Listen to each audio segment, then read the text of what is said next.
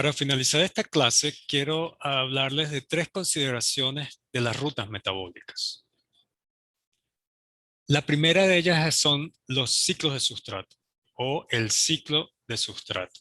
Ya en el curso general habíamos hablado de los ciclos de sustrato, pero ahora quiero ahondar un poco más en ello para recordar y reforzar la idea de la importancia de lo que significa para la regulación de una ruta o de varias rutas la presencia de ciclo de sustrato.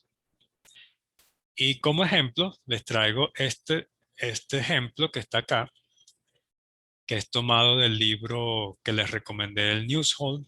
Es un ejemplo hipotético basado en la glucólisis también.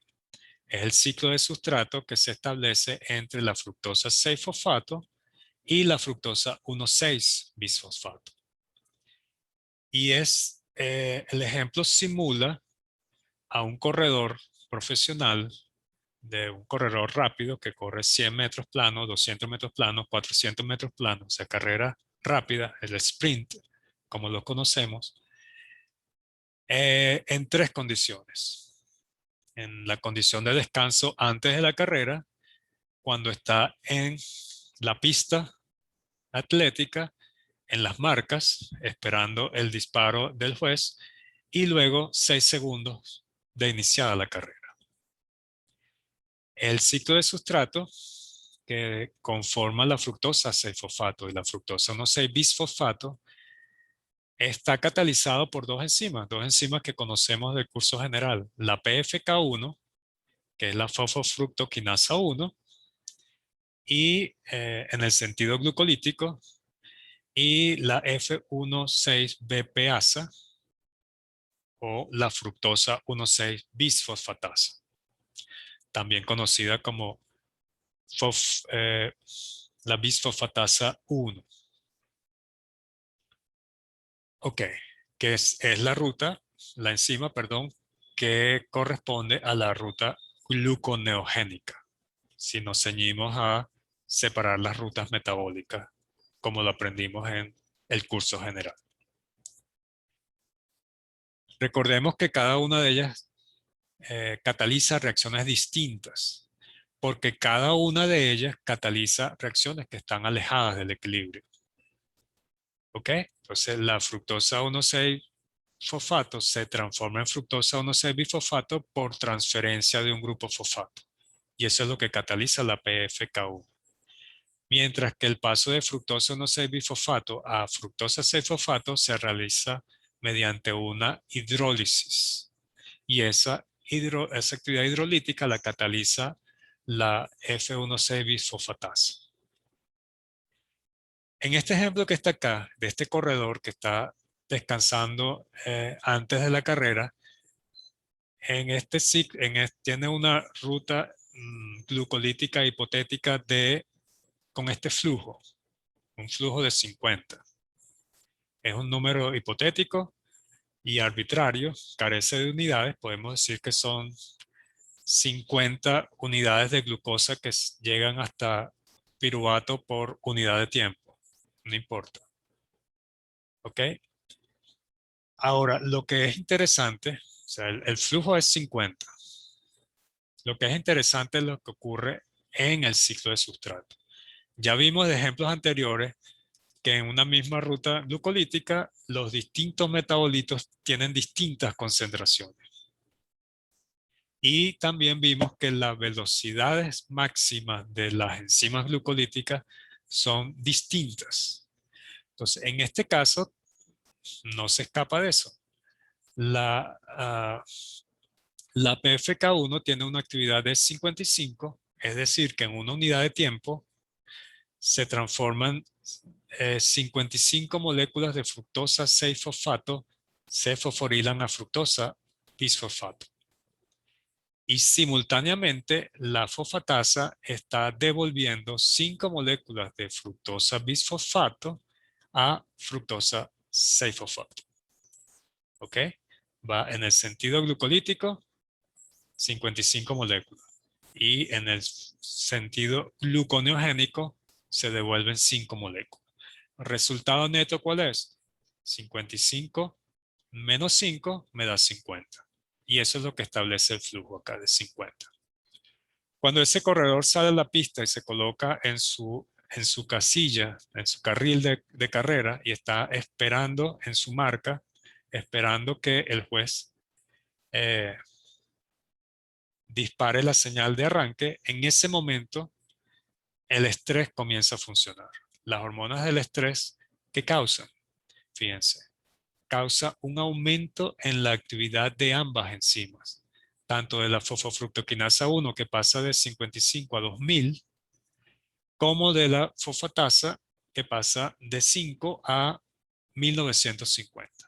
Es decir, que en esta condición que está esperando que se inicie la carrera hay 2000 moléculas de fructosa 6-fosfato que se transforman, se fosforilan en fructosa 1,6-bisfosfato y 1950 que se hidrolizan a fructosa 6-fosfato, que se devuelven. ¿Cuál es el resultado final? 2000 menos 1950, el flujo sigue siendo 50. El flujo a través de la ruta no ha cambiado, la carrera no ha comenzado, pero bajo el efecto de las hormonas de estrés, la actividad de ambas enzimas aumentó y muchísimo. Viene el disparo, comienza la carrera y a los 6 segundos de iniciar la carrera, ¿qué está ocurriendo?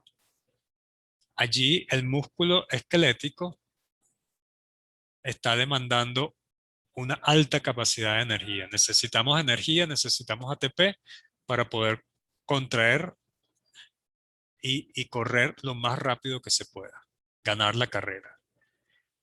En este momento comienzan los factores que hemos visto de regulación que causan. Fíjense, sobre la fosfofructoquinasa 1 hay un aumento de 25,5 veces. O sea, hay un modulador alostérico, porque fíjense, son segundos. Aquí tiene que ser un modulador alostérico que está funcionando.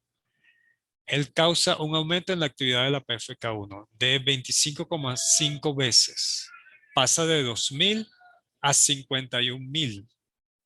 Y simultáneamente, ese mismo modulador alostérico inhibe a la fosfatasa 1 y la disminuye a la mitad. Pasa de 1950 a 1000. ¿El resultado neto cuál es? Ahora tenemos 51.000 moléculas de fructosa 6-fosfato que se fosforilan a fructosa 1,6-bifosfato y solo 1000 que se hidrolizan desde fructosa 1,6-bifosfato hacia fructosa 6-fosfato. ¿El resultado neto cuál es? 51.000 menos 1000 son 50.000 moléculas de fructosa 6-fosfato que en forma neta se transformaron en fructosa 1,6-bisfosfato. Es decir, que el flujo catalítico neto, el flujo de carbonos neto de la ruta metabólica aumentó 1000 veces. Es un cambio bien grande. Y ese cambio grande que se produce 1000 veces la actividad de una ruta en segundos por efecto de un modulador alostérico que simultáneamente activa una enzima e inhibe la contraparte, la enzima de la contraparte, en un ciclo de sustrato. Entonces, fíjense la importancia. Este ejemplo es bien bonito desde el punto de vista que muestra, aunque es un ejemplo hipotético, muestra lo que significa tener un ciclo de sustrato. La capacidad de un ciclo de sustrato de aumentar el flujo glicolítico 1000 veces en 6 segundos. Ejemplos de estos ciclos de sustrato lo hemos visto en el curso obligatorio, cuando estudiamos la glucólisis y la gluconeogénesis. La glucólisis ejemplificada aquí en la ruta roja y la gluconeogénesis en azul. Vimos el primer ciclo de sustrato que está conformado por glucosa y glucosa 6-fosfato. El segundo ciclo de sustrato, que es el ejemplo que acabamos de ver, fructosa 6-fosfato y fructosa 1,6-bisfosfato. Y el tercero, un poco más complicado, está conformado por fosfoenol piruvato, piruvato y oxalacetato. ¿Ok? Este es el tercer ciclo de sustrato de estas dos rutas metabólicas, glucólisis y gluconeogénesis. En este otro lado tenemos las rutas de síntesis y degradación del glucógeno, que también lo vimos en el curso general. Aquí también tenemos tres ciclos de sustrato. El primero de ellos, desde el punto de vista de la degradación, sería glucógeno, glucosa 1-fosfato, y desde el punto de vista de la síntesis es UDP-glucosa. O sea, este ciclo de sustrato también es un poquito más complejo. Es glucógeno, glucosa 1-fosfato, UDP-glucosa. El segundo ciclo de sustrato y el tercer ciclo de sustrato son exactamente los mismos que para la síntesis y degradación de la glucosa. Fructosa 6-fosfato y fructosa 1-6-bifosfato y fosfonol piruvato, piruvato oxalacetato. ¿Okay? Otro ejemplo de ciclo de sustrato que no vimos en bioquímica general tiene que ver con la síntesis y degradación de los triacilgliceroles. Aquí vemos que para la síntesis del triacilglicerol, por ejemplo, en el adipocito, en las células del tejido graso, necesitamos glicerol 3-fosfato y los ácidos grasos esterificados a coenzima A, es decir, el sustrato activado. Acil-coenzima A. 3-acil-coenzima A se unen al glicerol 3-fosfato para una serie de rutas de reacciones que allí ocurren, forman el triacilglicerol. Ahora, el triacilglicerol se degrada en el mismo adipocito y libera glicerol por un lado, que se va a la sangre, y el ácido graso que está allí. Entonces, esto constituye otro ciclo de sustrato. Triacilglicerol, ácido graso, acil-CoA.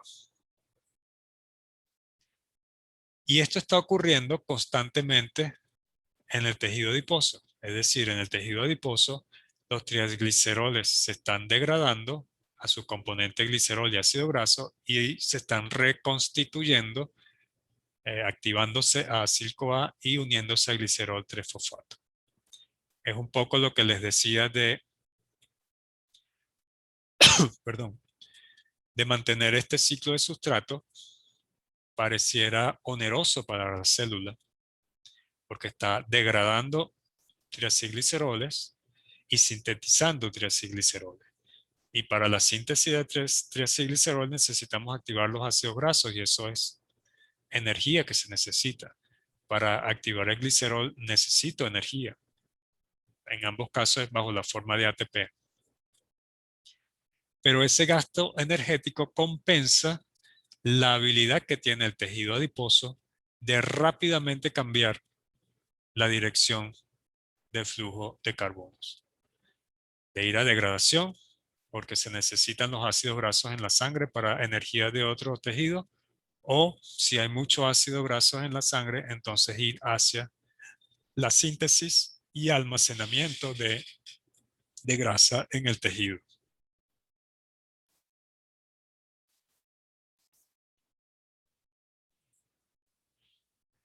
Finalmente, quiero reforzar un poco lo que hablamos de las reacciones cercanas al equilibrio y alejadas del equilibrio.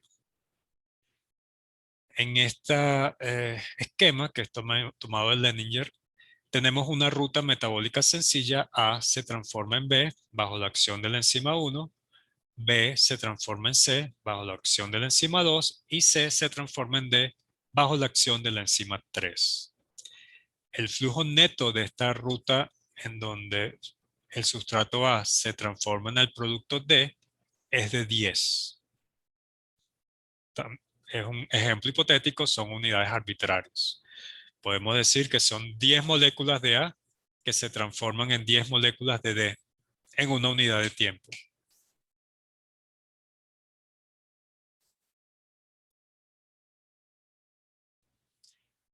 Ahora fíjense, a pesar de que 10 es el flujo neto, la actividad de cada una de las tres enzimas es distinta.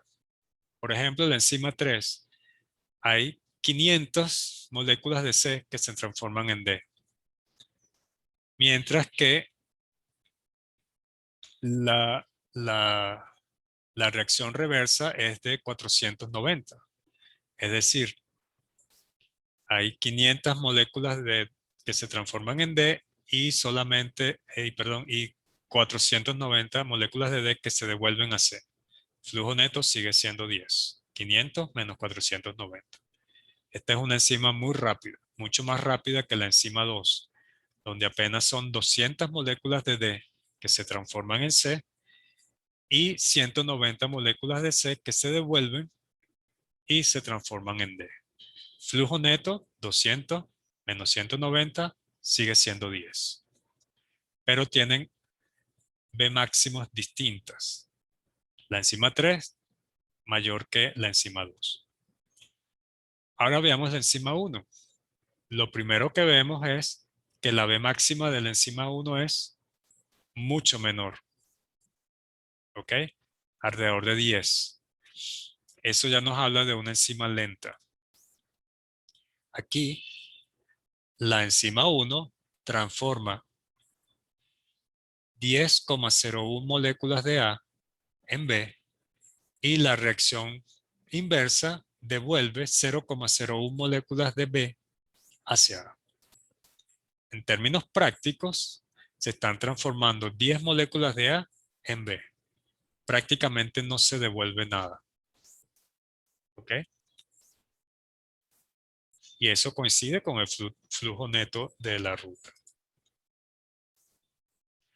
Entonces, estas dos enzimas, la enzima 2 y la enzima 3, o las reacciones que son catalizadas por la enzima 2 y la enzima 3, permiten el flujo continuo en cualquier dirección de la ruta. Son estas son las reacciones que llamamos cercanas al equilibrio. Y la versatilidad de las reacciones cercanas al equilibrio es que permiten que el tren o los carbonos vayan en un sentido o en otro. ¿Ok? Vayan en el sentido hacia D o vayan en el sentido hacia A. Mientras que la enzima 1 determina la dirección del flujo y ejerce el control de la ruta. Y estas enzimas que son lentas y que determinan la dirección del flujo y ejerce el control de la ruta es lo que llamamos enzima generadora de flujo. ¿Okay? Entonces aquí inequívocamente esta ruta del sustrato A al producto D va en el sentido de A hacia D. No puede ir en el sentido contrario porque la enzima 1 es una enzima que genera flujo y determina la dirección. ¿Y cuál es la dirección que determina? Hacia D.